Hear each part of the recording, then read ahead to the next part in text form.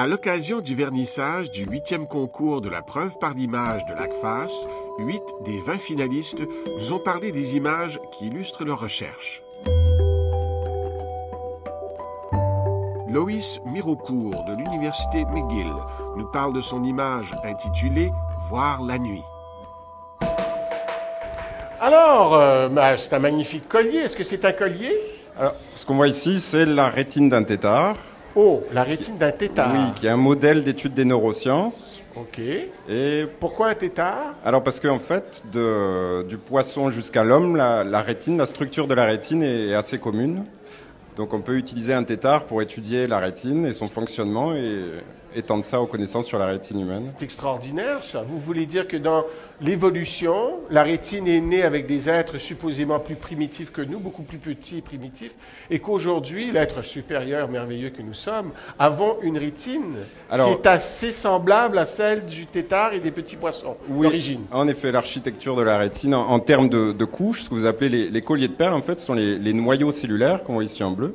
Et donc ces couches-là, ces structures laminaires de réseaux nerveux, parce que la rétine est en fait comme un mini processeur nerveux avant d'envoyer l'information visuelle au cerveau. Alors comment ça, la rétine absorbe les photons de lumière et les transforme? C'est ça, il y a les photorécepteurs, c'est la cellule connue de la cellule, mais il y en a tout un tas d'autres, cellule à macrine bipolaire, et ce qu'on voit ici en vert, c'est la cellule ganglionnaire, rétinienne ganglionnaire, qui elle, en fait, reçoit en fin de course le traitement de l'information visuelle de la rétine et l'envoie au cerveau.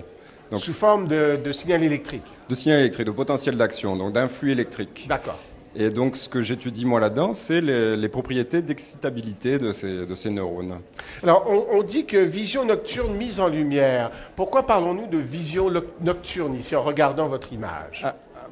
Alors là, c'est des recherches que j'avais fait sur le système visuel. Donc bien sûr, on ne cherchait pas du tout ça au départ. On cherchait le rôle des endocannabinoïdes. Donc qu'est-ce que c'est que cela? Alors, c'est les composés endogènes, c'est-à-dire sécrétés par le corps lui-même, qui agissent sur le système cannabinoïde du corps. Donc celui aussi qu'on va mettre en jeu dans l'intoxication à la marijuana.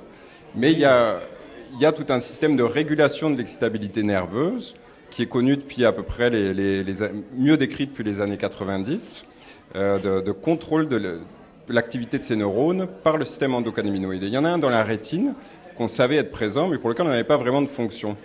Donc nous, on cherchait un peu le rôle des endocannabinoïdes dans le développement du cerveau, parce que le tétard, c'est un modèle de développement aussi.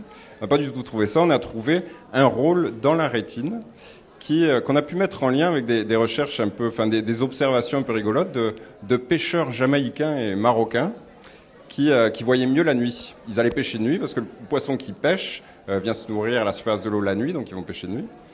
Et des équipes de scientifiques qui n'étaient pas là pour ça au départ ont constaté qu'ils avaient une vision de nuit vraiment surprenante. Les scientifiques voyaient rien et les pêcheurs, eux, arrivaient à retrouver la ligne de côte comme ça au loin. Et ils ont constaté qu'en fait, c'était par leur consommation de cannabis durant la journée. Ça a été montré ensuite avec des tests et une ingénierie de tests à la sensibilité, au contraste lumineux. Ils ont montré que la consommation de cannabis pouvait augmenter la sensibilité à la lumière en basse luminosité.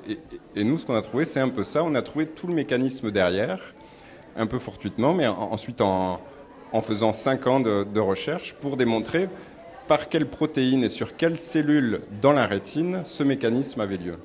Là, on voit ici une structure jaune et verte. Est-ce que c'est ça dont nous C'est cette cellule-là. C'est pour ça que l'image, j'ai choisi celle-là, parce que c'est vraiment dans toute la population des neurones qui sont différents, une population hétérogène dans la rétine, c'est vraiment celle-là qui est responsable de cet effet-là. Alors, les systèmes endocannabinoïdes ont sûrement beaucoup d'autres effets. Il y a toute une diversité d'effets qui commencent à être mis à jour.